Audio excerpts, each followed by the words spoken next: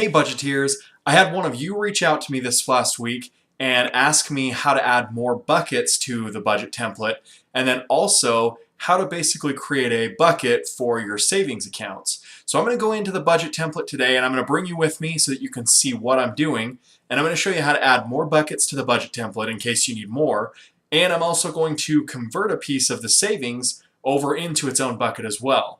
So after we're done with this, if you'd like this budget template, be sure to go over to budgetwithquincy.com and contact me, and I'll go ahead and send that to you. Otherwise, you can go ahead and make the changes on your own by following this video. Make sure that you're subscribed by clicking subscribe below. Give it a good thumbs up if you appreciate this. Here we go, budgeteers.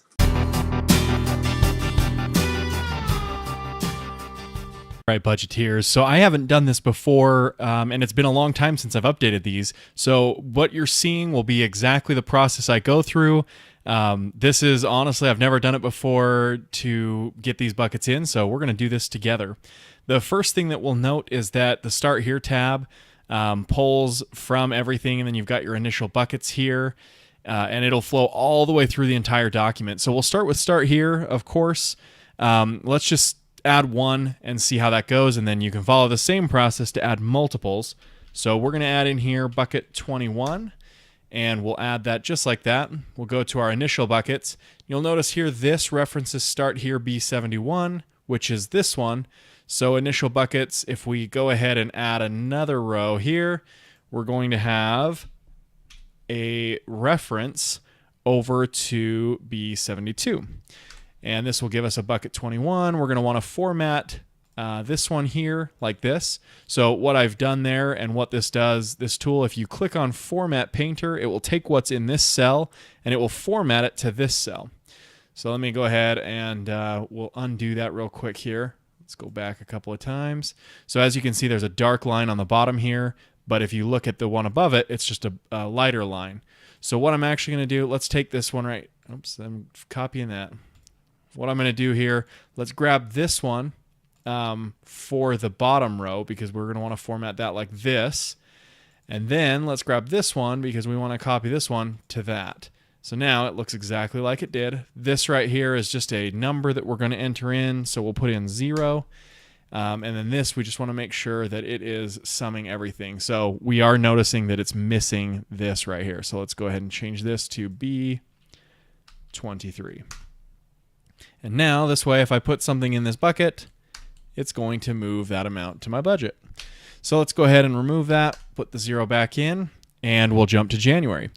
So coming over to January, we'll notice that there are these buckets over here. Now, if I add one row right here, it's going to only move half this spreadsheet down, and it's going to tell me I can't because I'll be splitting rows. So in order to do this, I'm actually going to have to insert more rows into the expenses here. So we have our household related expenses and our bucket accounts right in line with each other. Whatever you add of one, you have to add of the other. So let's go ahead and add that one row. And again, you'll notice we get these kind of funky black lines here. So let's take that Format Painter, put it here, and that should copy that one over. We're going to take this as well, and we'll format that here. And then we're going to take the row right above it and format this one. And that will get rid of that black line. We notice that this references over to Start Here B49. We're going to leave the HREs blank because we're not actually using them. Now you could actually go back to the budget, the Start Here tab, put in another HRE as well, and get that done, but we're not doing that tonight. And it's the same process if you'd like to do it. So bucket 20 is now formatted. This references B71. So actually one easy way I can do this is I could just drag this down one and it will actually reference the next cell, bucket 21, which is great. So again, what I did was I just grabbed this with the plus sign here and pulled it down, and it moves down to B72. This right here, this is referencing H47. So it's just basically referencing the one to the left of it. All of them do that. This is because whatever you budget is what you move to your bucket. There's never a discrepancy there. So I can again move that down, and this will just reference right next to it. This is just taking this minus this and giving us a difference. So again, we'll just reference that on down. And that will create the bucket in here. Now, this is where the ones get a little bit more complicated, because this is where everything builds into your bucket account. So what we'll do is we'll go ahead and drop that down one. It's going to reference B72. This right here is a crazy formula. So if you notice, it is massive. It references a whole bunch of things, it concatenates a whole bunch of things, and it indirectly references different tabs and does a whole bunch of different things. So let's take a look and see what it's doing. And let's go ahead and just drop this down like that. And by doing so, you'll notice that it is referencing the dates, it's referencing the months, and then it's going back over and referencing B23. So we'll go ahead and take a look at this. This is B22. This is referencing B21. And you may or may not understand this formula, and you don't really have to go through it. It is crazy to go through.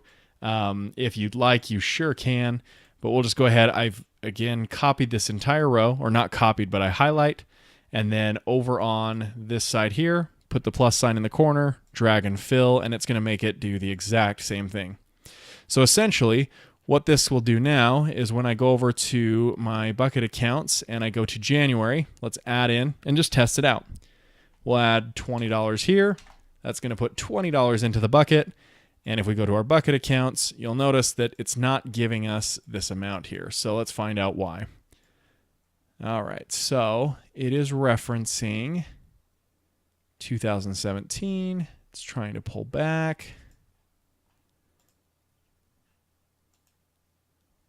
And we've got that here.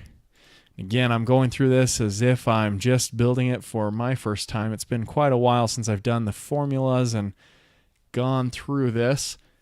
Let's see. So we're grabbing each and every one of those. And we're adding our initial buckets, B23. Okay, so that's our problem there, is that this is B23, but it's not referencing over here because these are not in the Bs. So this is actually H48 right here and H47. So that's where I've messed up here. The initial buckets is right. So if I put something over here in initial buckets and we put $10, then I go to my bucket accounts, I'll see the $10 here. But what it's not doing is referencing the January tab currently. So let's go ahead, zero that back out so that we know when it hits. And then let's check again here. This was, it's H48 and H47. So if I look right here, I'll see all of my H47s. If I look down here, it looks like it went to H46. So technically this one, bucket 19 and bucket 21, are referencing the same. So if I go to January and I put $20 here, you'll now notice that it puts it in this bucket and this bucket, which is an issue.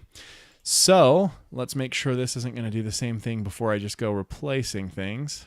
I think it's right, but we'll check it later. So let's remove this, and we'll leave bucket 21 with our 20 in there just for verification's sake. So H46 needs to actually be H48. Now the easiest way to change that all in one shot, because there's so many of them, look how many H46, H46, H46, H46, there's a lot here. We're going to do a Control F on the keyboard, or find and replace. We're going to go to the replace, and we're going to find H46, and we're going to replace it with H48. So if I do this and push replace, you'll notice it now pulls in that $20. So if I click on this one, now all of my H46s are now H48s. So now I have 46, 47, 48. Referencing the correct tab, referencing the correct row, we now have an active bucket 21. So now let's jump over to the expense tracker and see if we have a category that is bucket 21. So you'll notice it's not in here, bucket 20, and then it just skips. The reason for this is there is a hidden tab. So what you'll do is you'll use your right click, unhide, and pull open my list here. The list is all of our different pieces of the Start Here tab. And what I'm going to want to do is just go ahead and insert a new row here. And this, again, I'll just drop down one, and now we have bucket 21. So one thing that we want to make sure is that the bottom of our list is begin. So if I go back over and we go to our expense tracker and I drop this all the way down, I want to make sure begin is still there, which is good. And then I want to make sure that bucket 21 appears here as well. Now, if it doesn't, there is a chance that that wouldn't work. What you would do is unhide these rows. You'll select all of your categories because this category section is what's pulling from that list. And you will go to the data tab up here. And then you will go to, I have to think real quick here. It's been just a little bit.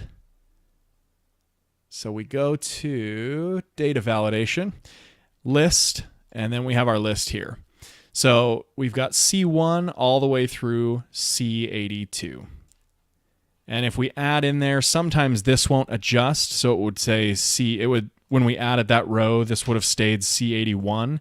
And what you'll note is that when we do that, if you go to C81, it's going to leave off begin. Now, for the most part, because you're adding it in the middle of a section, it should adjust for you. But just in case, I wanted to show you that that's how it works. So if we hit OK, I'll go ahead and hide that row again.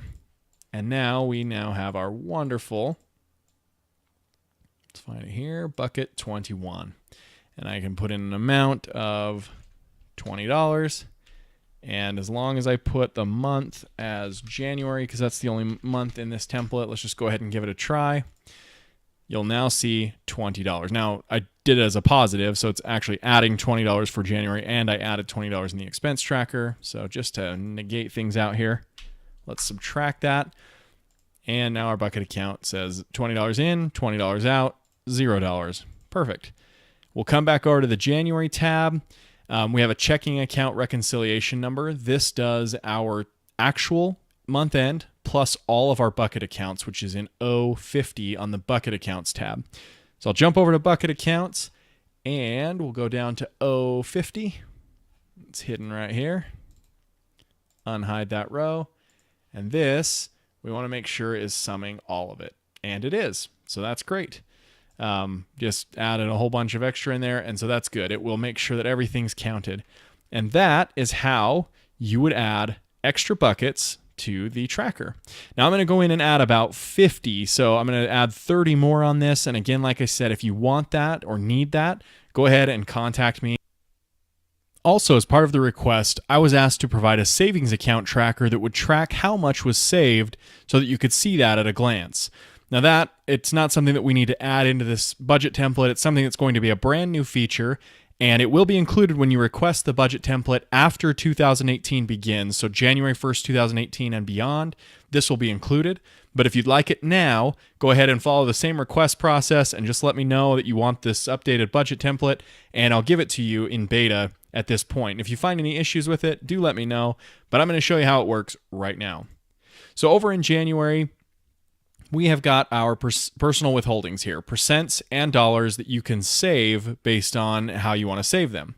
So let's say that we want to have a savings of 10% and 2% and 1%, just for namesake. We'll go $15, $20, and $30 as our sturdy withholdings there. Now, you notice here that you don't save anything unless you have income, which we have none right now. So if I go to the expense tracker and in the month, we put January 2017, put $1,000 in, and we're going to do this as just income one. We'll jump back over to January, and you'll notice that now all of these have savings. We're saving $100, $20, $10, $15, $20, and $30. So over in our savings accounts tab, you'll notice just like the buckets, when we fill those up, your savings account will begin to fill up here.